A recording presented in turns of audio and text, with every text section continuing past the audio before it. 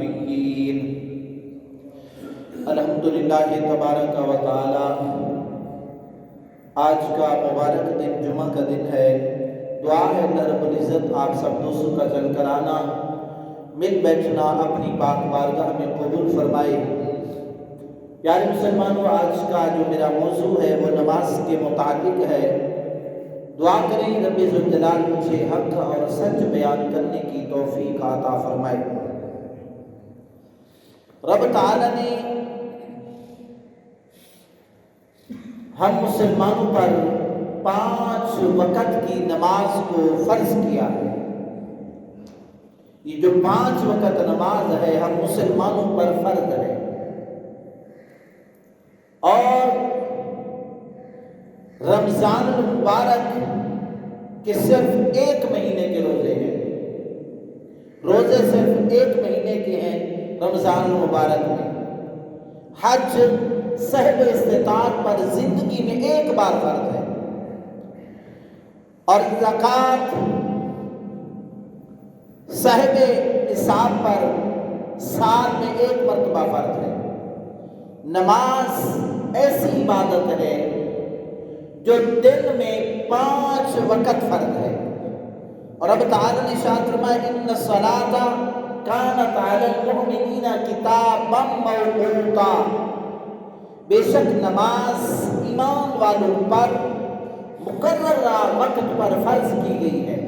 ہر نماز کا وقت مقرر ہے، اس میں کسی قسم کی کوئی حیل و حجت نہیں ہے، اور نماز دین کا اہم فریضہ ہے۔ الصلاۃ عماد الدین، نماز دین کا ستون ہے۔ اور حضور صلی اللہ تعالی علیہ وسلم نے ارشاد فرمایا الوضوء مفتاح الصلاۃ، وضو نماز کی چابی ہے، کنجی ہے۔ والصلاۃ مفتاح الجنہ، اور جنت کی کنجی نماز ہے، جنت کی چابی نماز ہے۔ اب ہمارا نماز سے کتنا تعلق ہے، ہم نماز کی کتنے پابند ہیں، آج ہم نے یہ دیکھنا ہے۔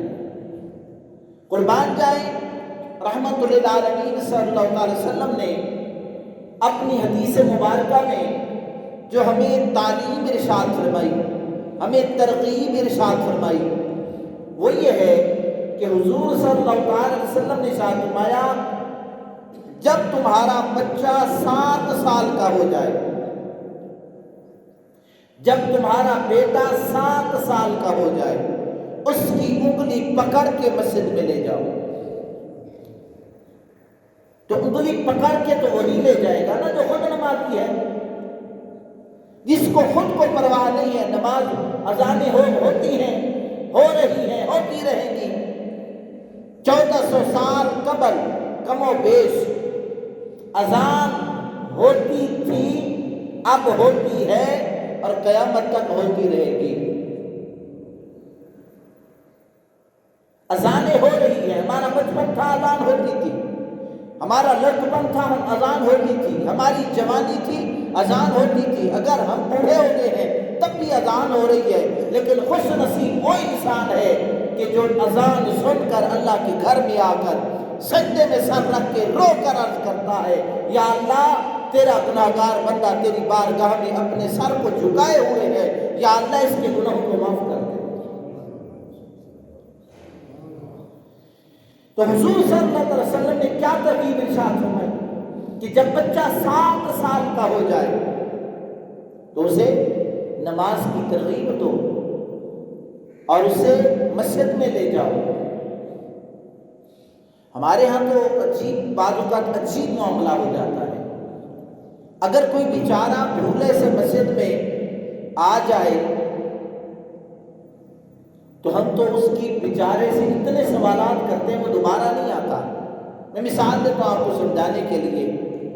ایک شخص نماز نہیں پڑھتا، کسی کو کوئی پرواہ نہیں ہے، نماز نہیں پڑھتا۔ اب وہی آدمی 5 وقت نماز پڑھنا شروع ہو جائے تو اس پر ہم دیکھتے ہیں یہ پہلے تو نماز نہیں پڑھتا تھا، اب کیوں پڑھ رہا ہے؟ اس سے سوالات کرنا شروع کر دیتے ہیں، اس سے پوچھ گچھ کرنا شروع کر دیتے ہیں۔ ہم کہتے ہیں کہ پہلے تو نہیں آتا تھا، اب کیوں آتا ہے؟ تمہیں کیا ہو گیا؟ کچھ ہو کر تو نہیں لگ گئی؟ کہیں ایسا تو نہیں ہوا، کہیں ویسا تو نہیں ہوا؟ پیارے مسلمانوں، بلکہ اسے خوش آمدید کہنا چاہیے، اسے کہنا چاہیے یار اللہ نے تیرے لیے رحمتوں کے دروازوں کو کھول دیا ہے، تجھے رب تعالیٰ نے نماز پڑھنے کی توفیق دی ہے، تیرے اوپر اللہ راضی ہو گیا ہے۔ تو پیارے مسلمانوں، ہم تو اس کو اس طرح سے دیکھتے ہیں۔ اچھا، پھر جو پہلی دفعہ آتا ہے اسے مسجد کے آداب معلوم نہیں ہوتے، اسے مسجد کا تقدس معلوم نہیں ہوتا، کچھ چیزیں تو وہ سمجھتا ہے، کچھ نہیں سمجھتا۔ ہمارے یہاں کیا ہوتا ہے، اگر اس بیچارے سے کوئی غلطی ہو جائے، بجائے اس کے کہ ہم اس کو سمجھائیں، ہم تو اس کو اتنا ڈانٹتے ہیں کہ وہ دوبارہ مسجد میں نہیں آتا۔ آئیے، ہمارا والد ہونے کے ناطے ہمارا کردار کیا رہا ہے اولاد کی تربیت کے حوالے سے، خصوصاً نماز کے حوالے سے؟ ہم نے اپنے بچے کو کتنا نماز کا کہا ہے؟ اچھا، جب وقت تھا اس وقت ہم نے اس کو مسجد کے قریب نہیں آنے دیا، اب منتیں بھی کرتے ہیں تو مسجد میں نہیں آتا۔ تو حضور صلی اللہ علیہ وسلم کے اس فرمان سے یہ درس ملتا ہے کہ جب بچہ 7 سال کا اسی عمر میں ہی اسے نماز پر لگا دو، پھر وہ اس کی زندگی تو ختم ہو جائے گی، وہ نماز ضرور پڑھے گا، آخری سانسوں تک، مرتے دم تک وہ نماز نہیں چھوڑے گا۔ بڑا مشہور واقعہ ہے جو ہمارے لیے باعث نصیحت ہے۔ جب بابا فرید الدین گنشکر رحمۃ اللہ تعالی علیہ کی عمر جب سمجھداری میں آپ نے قدم رکھا تو آپ کی والدہ ماجدہ نے ترغیب دی، فرمایا بیٹا، جو آدمی نماز پڑھتا ہے، جو بندہ نماز پڑھتا ہے تو رب تعالیٰ اسے شکر عطا فرماتا ہے، انہیں شکر پسند ہوگی۔ جیسے آج کل ہم کہتے ہیں کہ بیٹا سکول چلے جاؤ، میں تمہیں چاکلیٹ دوں گا، فلاں چیز دوں گا۔ اس ماں کی عظمت پر قربان جائیں، ماں نے کہا بیٹا فرید بیٹا، جو بھی نماز پڑھتا ہے رب تعالیٰ اسے شکر عطا فرماتا ہے۔ اچھا ماں، فجر کی نماز پڑھی، مصلی اٹھائے، شکر، ظہر کی نماز پڑھی، شکر، جب بھی نماز پڑھتے شکر مل جاتی ہے۔ کافی عرصہ بیت گیا، ماں شکر رکھنا بھول گئی، اب اتنا وقت بھی نہیں تھا کہ وہاں پر پہنچ کر یہ کام سر انجام دیتی۔ ماں نے عرض کی، یا اللہ آج میری لاج رکھ لے، میری بندی کی، اپنی بندی کی لاج رکھ لے۔ واپس آئی، پوچھا بیٹا نماز پڑھ لیے؟ شکر؟ ماں جی وہ بھی کھا لی۔ ماں نے شکر پڑھا، یا اللہ تیرا شکر ہے کہ تو نے آج میری لاج رکھ لی۔ اس واقعے سے ہمیں کیا نصیحت ملتی ہے؟ ہم بھی کبھی اپنے بچوں کو یہ کہیں کہ بیٹا نماز پڑھا کر، میں تمہیں یہ لے کر دوں گا۔ پیارے مسلمانوں، اچھا ایک بات اپنے ذہن میں رکھیں، آپ جتنے حضرات بھی بیٹھے ہیں، آپ ایک دن، چلے باقی نمازوں میں تو ہمارا بیٹا کہیں ہے، ایک کہیں ہے، دوسرا کہیں ہے، تیسرا کہیں ہے، فجر میں تو گھر ہوتے ہیں نا۔ آپ ایک دن اپنے بیٹوں کے ساتھ جن پر نماز فرض ہے ان کو لے کر آئیں مسجد میں، آپ بھی اور وہ بھی نماز پڑھیں۔ اس کے بعد آپ اپنے دل میں کیفیت محسوس کیجیے گا، وہ خوشی، وہ لذت، وہ نورانیت محسوس کیجیے گا، پھر آپ کا دل خود بخود کرے گا کہ اب اسی طرح سے باپ بیٹے نماز پڑھنے کے لیے آئیں۔ اچھا، ایک نمازی دور سے آتا ہے، اس کے لیے حضور صلی اللہ علیہ وسلم کے صحابہ حاضر ہوئے، عرض کی یا رسول اللہ صلی اللہ علیہ وسلم، اس مسجد نبی صلی اللہ علیہ وسلم کے قریب کچھ مکان بک رہے ہیں، ہمارا گھر دور ہے، تو آپ مہربانی کریں اجازت دیں، ہم اپنے مکانوں کو بیچ کر یہاں پر خرید لیتے ہیں۔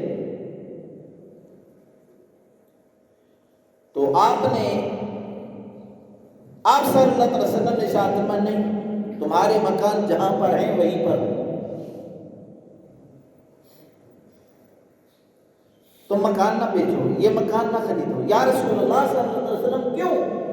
رسول اللہ صلی اللہ علیہ وسلم نے ارشاد فرمایا جتنا تمہارا گھر دور ہے، جتنے قدم چل کر آؤ گے اتنا ہر قدم پر تمہیں رب تعالیٰ ثواب عطا فرمائے گا۔ اچھا، یہاں پر ایک اور بات عرض کرنا چاہتا ہوں جماعت کے متعلق۔ ایک نابینا صحابی ہے، نابینا صحابی، میں نماز پڑھتا ہوں قاری صاحب، گھر میں پڑھ لیتا ہوں، ان کے متعلق یہ بات ہے، توجہ سے سنیے گا۔ ایک تو ہے نا کہ وہ بیچارہ ضعیف العمر ہے، آ ہی نہیں سکتا، کوئی لے آنے والا بھی نہیں ہے، وہ مستثنا ہے، کوئی عذر نہیں ہے، لیکن جماعت میں شامل نہیں ہونا۔ ایک صحابی حاضر ہوئے، عرض کی یا رسول اللہ صلی اللہ علیہ وسلم میں نابینا ہوں، میں دیکھ نہیں سکتا اور مسجد میں لے آنے والا بھی کوئی نہیں ہے، راستے میں کانٹے بھی ہوتے ہیں، طرح طرح کی مشکلات بھی ہوتی ہیں، یا رسول اللہ صلی اللہ علیہ وسلم آپ مجھے اجازت دے دیں میں گھر میں نہ نماز پڑھ لوں۔ رسول اللہ صلی اللہ علیہ وسلم نے فرمایا ہاں گھر میں نماز پڑھ لوں۔ جب وہ کچھ قدم آگے گئے، رسول اللہ صلی اللہ علیہ وسلم نے پھر بلایا، فرمایا ادھر آؤ۔ جی یا رسول اللہ صلی اللہ علیہ وسلم۔ فرمایا اذان کی آواز سنتے ہو؟ یا رسول اللہ صلی اللہ علیہ وسلم جی سنتا ہوں۔ فرمایا تمہیں گھر میں نماز پڑھنے کی اجازت نہیں ہے، تم نے نماز مسجد میں ادا کرنی ہے۔ قاری صاحب نہ ہم گھر میں پڑھتے ہیں نہ ہم مسجد میں پڑھتے ہیں، ہم نے کہا ایسا کبھی بھی نہیں کیا، معاف کیجیے گا۔ ہاں اللہ کا شکر ہے، نہ ہم گھر میں پڑھتے ہیں نہ ہی ہم مسجد میں پڑھتے ہیں۔ آپ جو مسئلہ بتا رہے ہیں ہم اس کے خلاف نہیں کریں، ہم گھر میں بھی نہیں پڑھتے۔ میرے بھائی تیری زندگی کتنی ہے، میری زندگی کتنی ہے، اس دنیا کے حصول کے لیے ہم نے اللہ کو بھلا دیا ہے، مال کے حصول کے لیے نماز کا وقت جا رہے چلا جائے۔ آپ نے دیکھا ہوگا عمومی طور پر جب نماز کا وقت ہوتا ہے نا، اس وقت دکان پر رش ہو جاتا ہے۔ اب دکاندار کے لیے امتحان ہے، وہ دنیا کما لے یا آخرت کما لے، رش ہو جاتا ہے۔ اچھا، ہمیں ہر اہم کام اس وقت یاد آتا ہے جس وقت اذان ہو جاتی ہے۔ آپ نے اکثر نوٹ کیا ہوگا کہ ایک کام ہم نے جانا تھا، ہمیں بھول گیا، جب اذان ہوئی تو ہمیں یاد آیا اچھا میں نے شہر بھی جانا تھا۔ اب ادھر سے اذان ہے اور ادھر سے گاہک شروع ہو گئے۔ اب امتحان ہے اس کے لیے کہ اب یہ کیا کرتا ہے، اللہ کی عبادت کے لیے جاتا ہے یا پھر یہ اپنی تجارت میں ہی لگا رہتا ہے۔ پیارے مسلمانوں، ہماری کیفیت کیا ہے، ہمارا نماز کے وقت کیا طریقہ ہوتا ہے، ہم نے یہ دیکھنا ہے۔ اچھا یہ دیکھیں، اذان کا سادہ سا مفہوم یہ ہے بلاوا۔ اذان کا مطلب کیا ہے؟ بلاوا۔ اذان کا مطلب ہے بلاوا۔ کس کا بلاوا؟ وزیر اعظم کا، وزیر اعلیٰ کا، بادشاہ کا، گورنر کا، اللہ کا بلاوا۔ مؤذن کہتے ہیں بلاوا دینے والا، اذان دینے والا۔ اذان کا مطلب ہے بلاوا۔ مؤذن اللہ کی طرف بلا رہا ہے، اللہ کی عبادت کی طرف بلا رہا ہے۔ مؤذن کہتے ہیں حی علی الصلاۃ، آؤ نماز کی طرف، دوڑ کر آؤ، سب کام چھوڑ دو، آؤ نماز کی طرف۔ پھر مؤذن کہتا ہے حی علی الفلاح، आओ कामयाबी की तरफ, आओ कामयाबी की तरफ। यारो अगर किसी वजीर आजम का बुलावा आ जाए तो हम देर नहीं करते, और अल्लाह का बुलावा आ जाए,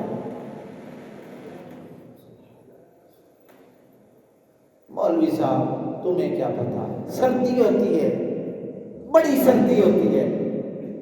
अच्छा, जिस इलाके में हम रहते हैं ये इलाका जिम्मेदारों का है, किसानों का है। मैं हाथ जोड़ के पूछता हूँ, क्या किसान इस सर्दी में पानी नहीं लगाता अपनी गंदों को? लगाते नहीं लगाते? पता चला जिस चीज से मोहब्बत होती है ना, उसके हुसूल के लिए न सर्दी न गर्मी न धूप कोई चीज नजर नहीं आती। काश हमारी मोहब्बत नमाज के लिए भी हो जाए। पानी ठंडा होता है, पानी ठंडा होता है। ऐसे जब जिम्मेदार पानी लगाता है तो वो खाले के बाहर खड़ा होकर लगाता है या उस पानी के अंदर जाता है? नहीं कि ट्यूबवेल का पानी जो है ना वो गर्म होता है, वो ताज़ा होता है। मान लिया भी ताज़ा होता है, लेकिन हर वक्त ट्यूबवेल का पानी तो नहीं लगता ना जी, नहर का पानी भी तो लगता है। मेरे भाई, जिस तरह से हम दुनिया के हुसूल के लिए न सर्दी देखते हैं न गर्मी देखते हैं, इसी तरह से नमाज के लिए भी हम ये सोच लें कि हमने नमाज को नहीं छोड़ना। अच्छा, मैं तो मजदूर आदमी हूं, मेरे लिए बड़ी मुश्किल है। मेरे लिए बड़ी मुश्किल है। तो एक पुराने वक्तों की बात है, एक गुलाम बिक रहा था, गुलाम।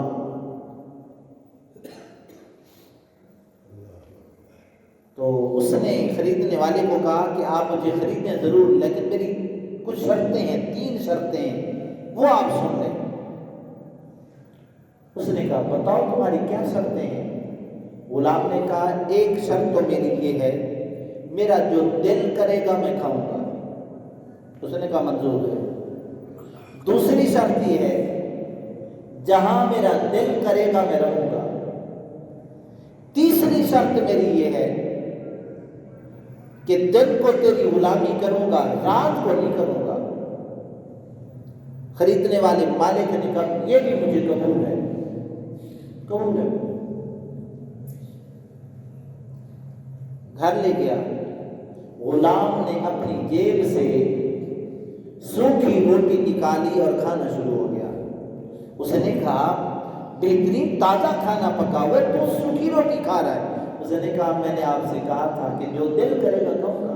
उसने कहा ठीक है, ले गया। उसने एक पोसीदा कमरा देखा, उसने कहा मैं इसमें रहूंगा। अच्छा भाई तेरे लिए अच्छा कमरा भी है। उसने कहा मालिक मैंने तुझसे वादा लिया था, जहां दिल करेगा रहूंगा। उसने कहा ये बात भी ठीक है।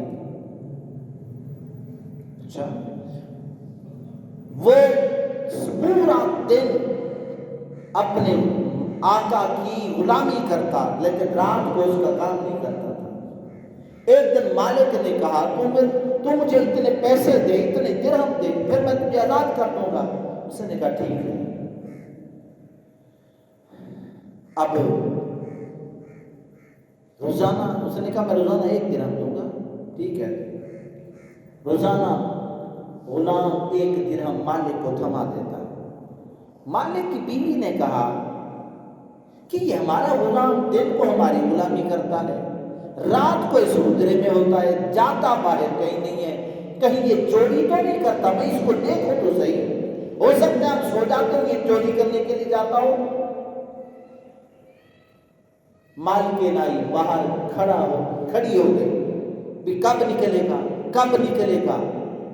सारी रात उस गुलाम को देखा, वो कभी अल्लाह की बारगाह में खड़ा है, कभी रुकू में है, कभी सजदे में है, कभी सुबहान रब्बिल अज़ीम की सदाएं हैं, कभी सुबहान रब्बिल आला की सदाएं हैं।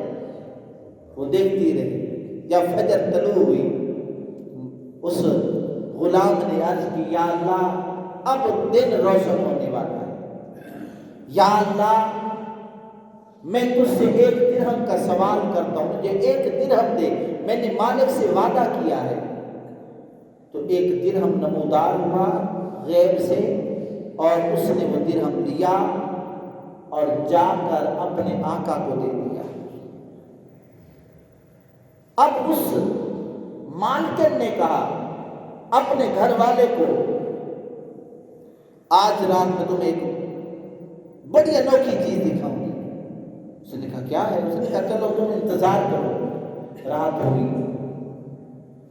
دونوں میاں بیوی باہر کھڑے ہو گئے، چراغ نہیں ہے لیکن کمرہ روشن ہے۔ چراغ نہیں ہے، کمرہ روشن ہے۔ ساری رات کبھی قیام میں، کبھی رکوع میں، کبھی سجدے میں۔ جب صبح ہونے لگی اللہ کی بارگاہ میں عرض کی، یا اللہ میرا درہم عطا فرما دے۔ اسے درہم غیب سے عطا کر دیا گیا۔ جب باہر نکلا نا، وہ آقا بھی بڑا اچھا تھا، وہ قدموں میں گر پڑا، کہنے لگا تم جیسا نیک انسان غلام ہو نہیں، تو آقا ہو اور میں تیرا غلام ہوں۔ تم جیسا، تو آقا غلام بننے کے قابل نہیں، تو آقا ہونے کے قابل ہے۔ کاش تو میرا آقا ہوتا، میں تیرا غلام ہوتا۔ کہ اگر میں ایک 10ویں پڑھ لوں نا، میں دیکھتا ہوں کہ مجھے کوئی دیکھ رہا ہے کہ نہیں دیکھ رہا، پتہ چلے مقتدیوں کو یہ بڑا نیکوکار شخص ہے، یہ تسبیح بھی پڑھتا ہے، یہ قرآن پاک بھی پڑھتا ہے، ہمارا مولوی بھی رات کو تہجد بھی پڑھتا ہے، ہمارا امام یہ بھی، ہم تو یہ اس چکر میں ہے نا۔ اس غلام نے عرض کی، یا اللہ یہ تیرے درمیان میرے درمیان راز تھا کہ میرا اور تیرا تعلق کتنا مضبوط ہے، یا اللہ راز فاش ہو گیا ہے، یا اللہ میں جینا نہیں چاہتا، مجھے اپنے پاس بلا لے۔ وہیں پر اس غلام کو موت آ گئی۔ ہم کسی کے غلام ہیں، اللہ تعالیٰ نے ہمیں عذاب پیدا کیا ہے۔ یارو جو انسان اپنی آخرت کے لیے، اپنی زندگی کے لیے، اور جو حقیقی زندگی ہے، جو بندہ اپنی حقیقی زندگی کے لیے 24 گھنٹوں میں سے 1 گھنٹہ اپنی حقیقی زندگی کے لیے نہیں نکال سکتا، میں کہتا ہوں اس سے بڑا بے وقوف کوئی نہیں ہے۔ اچھا مجھے بتائیں، میں آپ کو مثال عرض کرتا ہوں، مجھے ذرا بتائیں کہ آپ کو ایک شخص آفر دے اور کہے اگر تم نے ابھی لینا ہے تو یہ مٹی کا گھڑا تمہارا ہے، اور اگر تم 1 مہینہ میری مرضی کے مطابق زندگی، میری مرضی کے مطابق یہ مہینہ گزارو تو یہ سونے کا گھڑا تمہارا ہے، یہ سونے کا گھڑا تمہارا ہے۔ میں آپ سے پوچھتا ہوں، جو آدمی مٹی کا گھڑا لے جائے اور 1 مہینہ مشقت برداشت نہ کرے، وہ عقل مند ہے یا بے وقوف ہے؟ یقیناً بے وقوف ہے۔ میرے بھائیوں، دنیا کی مثال بھی ایسے ہی ہے، یہ تو زندگی فانی ہے، حقیقی زندگی تو آخرت کی زندگی ہے۔ میرے بھائیوں ایک بات ذہن میں رکھو، اے انسان تو اپنی، اے مسلمان تو اپنی اس فنا ہونے والی زندگی کے لیے اتنی محنت کرتا ہے، یہ جو ہم مال جمع کر رہے ہیں، یہ بینک بیلنس، یہ گاڑیاں، یہ بنگلے، جب ہماری زندگی ختم ہوگی، جب ہماری سانسیں نکلیں گی، یہ ہمارے ساتھ نہیں جائیں گے۔ پتہ بھی ہے جو چیز ساتھ جائے گی اس کو چھوڑے بیٹھا ہے، اور جو ساتھ نہیں جائے گی اس کے لیے نہ دن دیکھتا ہے نہ رات دیکھتا ہے۔ میرے بھائی تو خود ہی فیصلہ کر، تو عقل مند ہے کہ نہیں ہے؟ جو بندہ اپنی آخرت کے لیے 24 گھنٹوں میں سے 1 گھنٹہ نماز کے لیے نہیں نکال سکتا، میں کہتا ہوں وہ بندہ بے وقوف ہے، جس کو یہ پتہ ہی نہیں ہے، آج تک سمجھ ہی نہیں سکا کہ جو میری چیز کام آنی ہے وہ کون سی چیز ہے۔ معاف کیجیے گا، اچھا جب جنازہ ہوتا ہے آپ نے دیکھا ہوگا جنازے میں کتنی مخلوق ہوتی ہے. میں یہ نہیں کہتا نماز جنازہ پڑھنے کے لیے نہ آئے. اور مسجدیں ہماری ویران ہے. جو فرض عین تھا اس کی کوئی پرواہ نہیں ہے. جو فرض کفایہ ہے اس کے لیے ہم کتنی مشکلات برداشت کرتے ہیں. میرے بھائیو ہم کس طرف جا رہے ہیں؟ آج ہماری نمازیں ضائع ہو رہی. کوئی مسئلہ نہیں, معاف کیجیے گا, کوئی مسئلہ نہیں. رب تعالی نے کیا ارشاد فرمایا؟ رب تعالی نے فرمایا حافظوا علی الصلوات والصلاۃ الوسطی وقوموا للہ قانتین. اللہ نے فرمایا میرے بندے اپنی نمازوں کی حفاظت کرنا. آج ہم نماز کی حفاظت کر رہے ہیں. یہ کون کہہ رہا ہے؟ رب ذوالجلال فرما رہا ہے جس نے ہمیں پیدا کیا, جس نے ہمیں زندگی دی, جس نے ہمیں صحت دی, جس نے ہمیں انسان بنایا, جس نے ہمیں مسلمان بنایا, جس نے ہمیں آنکھیں دی, جس نے ہمیں ہاتھ دیے, جس نے ہمیں پاؤں دیے, جس نے ہمیں زمیندار بنایا, جس نے ہمیں کمانے والا بنایا. میں تو مزدور ہوں. بتا تو صحیح, ایک شخص مر کے بستر پر پڑا ہے, وہ مزدوری تو کرنا چاہتا ہے لیکن اس کی صحت نہیں ہے. وہ چاہتا تو ہے. تو جو صحت دینے والا رب ہے وہ فرماتا ہے میں تجھے یہ نہیں کہتا 24 گھنٹے میری بارگاہ میں رہے. میں اتنا کہتا ہوں 24 گھنٹوں میں سے 1 گھنٹہ اپنے لیے میری بارگاہ میں تو جھک جا, میں تجھے کسی کے سامنے جھکنے نہیں دوں گا. میرے بھائیوں آج مسجدیں ویران ہیں تو ہمارے گھر بھی آباد نہیں ہیں. اگر ہم نے مسجدیں ویران کی ہیں, پہلے ہمارے بزرگوں کے پاس چند ہزار ہوتے تھے, پھر چند لاکھ ہوتے تھے, آج ہم کروڑوں کے مالک بن چکے ہیں. ہمارے گھروں میں سکون نہیں ہے, بے سکونی کا عالم ہے. بیٹا باپ کو دیکھ کر برداشت نہیں کرتا, باپ بیٹے کو دیکھ کر برداشت نہیں کرتا, بھائی بھائی کو دیکھ کر برداشت نہیں کرتا, ہمسایہ ہمسایہ کو دیکھ کر برداشت نہیں کرتا. یہ سکون کب نصیب ہوگا؟ یہ سکون تب نصیب ہوگا جب یہ جبین 5 وقت رب تعالیٰ کی بارگاہ میں جھکے گا. اللہ نے فرمایا حافظوا علی الصلوات, نمازوں کی حفاظت کرو. کیا ہم اللہ کی مان رہے ہیں؟ اللہ کی ہم نے مانی ہے.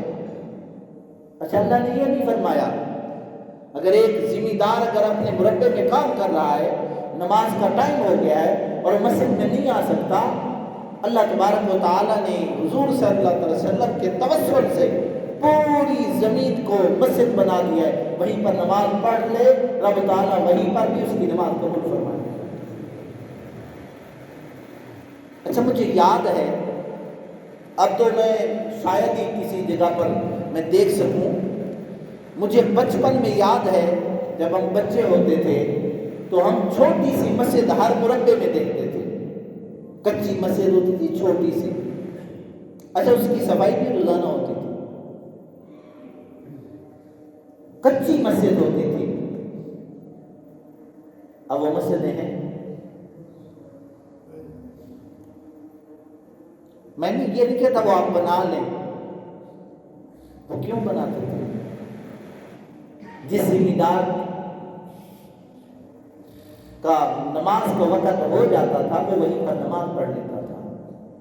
آج ہماری نمازیں والصلاۃ الوسطی, اور خصوصاً درمیانی نماز کی حفاظت کرو. درمیانی نماز کون سی ہے؟ عصر کی نماز. کون سی نماز ہے؟ عصر. کیوں فرمایا؟ اس وقت دن غروب ہونے والا ہوتا ہے اور اس وقت ہر بندے کو اپنے کام سمیٹنے کی ہوتی ہے کہ میں جلد کام سمیٹوں.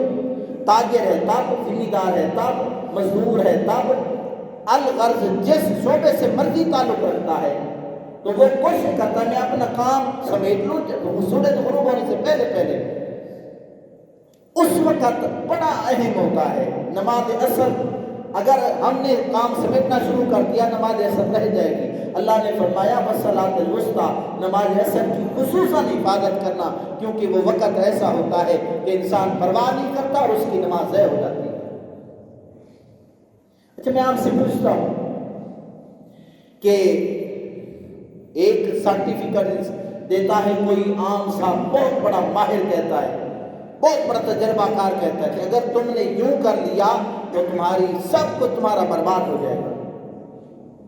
اور اگر وہی بات رحمت للعالمین آقا حضور احمد مجتبی صلی اللہ علیہ وسلم ارشاد فرمائے، جن کے متعلق رب تعالیٰ فرماتا ہے وما ينطق عن الهوى ان هو الا وحی یوحی، کہ رب تعالیٰ نے ارشاد فرمایا میرے محبوب خود نہیں بولتے، جو جب میں چاہتا ہوں تب وہ بولتے ہیں۔ یہ آیت کا مفہوم ہے۔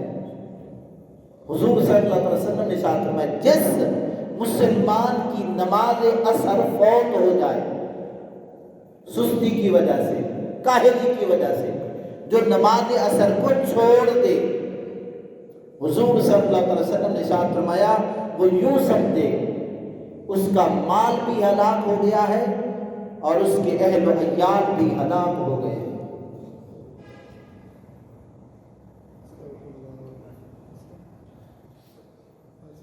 تو کتنی بڑی یعنی کہ بات ہے، جو بندہ نماز عصر کو چھوڑ دیتا ہے تو گویا وہ یوں سمجھے اس کا مال بھی گیا اور اس کے اہل و عیال بھی گئے۔ اور جب مردے کو قبر میں رکھا جاتا ہے اس وقت وہ دن کو دفن کریں اور رات کو دفن کریں، اسے ایسے محسوس ہوتا ہے جیسے سورج غروب ہونے والا ہے۔ میرے زبان کے مطابق آپ جیسا نمازی کہتا ہے ٹھہر جاؤ میں نماز عصر پڑھ لوں، بعد میں مجھ سے سوال و جواب کر لینا۔ تو آئیں نماز کی طرف آئیں۔ ایک حکایت میں آپ کو سناتا ہوں، اس کے بعد ایک حدیث مبارکہ، اور اب میرا بیان مکمل ہو گیا۔ ایک شخص نے اپنی بہن کو دفن کیا، اسے بعد میں یاد آیا کہ میری قیمتی اشرفیوں کی تھیلی میری بہن کی قبر میں رہ گئی ہے، میری بہن کی قبر میں رہ گئی ہے۔ اس نے علماء سے پوچھا کہ بتاؤ میرے لیے کیا حکم ہے؟ اور مسئلہ بھی یہی ہے، جب قیمتی چیز کوئی قبر کے اندر رہ جائے تو آپ اس کے لیے علماء سے رابطہ کرنے کے بعد، کیونکہ وہ ایک مقدار ہوتی ہے، تو وہ قبر سے وہ چیز باہر نکال سکتے ہیں۔ اس نے علماء سے رابطہ کیا، علماء نے کہا تمہاری اتنی خطیر رقم ہے، تم قبر کشائی کر سکتے ہو اور اپنی چیز لے سکتے ہو۔ جب اس نے قبر کو کھولا تو قبر سے آگ کے شعلے بلند ہو رہے تھے۔ جس بھائی کی بہن کی قبر سے آگ کے شعلے بلند ہو رہے ہو تو اس بھائی کا کیا نام ہوگا؟ روتا ہوا اپنی ماں کے پاس گیا، ماں بتا میری بہن کیسی تھی؟ خیریت تو ہے بیٹا؟ ماں بتا۔ اس نے کہا تیری بہن بہت اچھی تھی۔ ماں کوئی اس میں عیب تھا؟ تو ماں نے بتایا ہاں وہ نماز پڑھتی تھی لیکن وقت گزار کے پڑھتی تھی، لیٹ پڑھتی تھی، سستی کے ساتھ بیٹھی رہتی تھی، جب نماز کا ٹائم ختم ہونے والا ہوتا تھا اس وقت پڑھتی تھی۔ خیریت ہے بیٹا؟ ہاں ہاں ماں، اس کی قبر میں تو آگ بھڑک رہی تھی۔ اللہ نے یہی تو فرمایا ہے نا فَوَيْلٌ لِّلْمُصَلِّينَ، ہلاکت ہے ان نمازیوں کے لیے، مصلین کا لفظ ہے، ہلاکت ہے نماز پڑھنے والوں کے لیے۔ مولا نمازی بھی ہے اور اس کے لیے ہلاکت بھی؟ اللہ نے فرمایا نہیں، الذین ھم عن صلاتہم ساہون، اس کا سادہ سا مفہوم یہ ہے نماز تو پڑھتے ہیں لیکن سستی کے ساتھ پڑھتے ہیں، جب وقت ختم ہونے والا ہوتا ہے تب پڑھتے ہیں۔ یار جو نماز بھی پڑھے سستی کی وجہ سے پڑھے اس کی قبر میں تو آگ لگے، اور جو پڑھے ہی نہ۔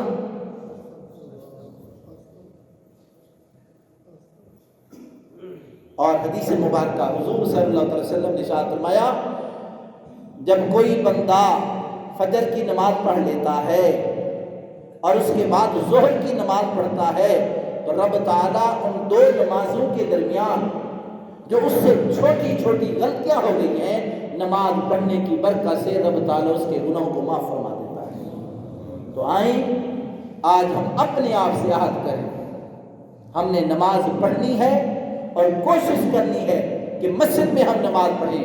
حضور صلی اللہ علیہ وسلم نے ارشاد فرمایا، اگر لوگوں کو معلوم ہو جائے کہ پہلی صف میں نماز پڑھنے کا ثواب کیا ہے، لوگ آپس میں لڑیں اور قرآن دازی کی نوبت آ جائے، تو رب تعالیٰ آپ کو اور مجھے نماز پڑھنے کی توفیق عطا فرمائے۔ نمازی بنے، نمازی بنے، خود بھی نمازی بنے، گھر والوں کو بھی نمازی بنائیں، بچوں کو بھی نمازی بنائیں۔ رب تعالیٰ آپ کو اور میرا حامی ناصر ہو، جن دوستوں نے سنت ادا نہیں فرمائی وہ سنت ادا فرما دیں۔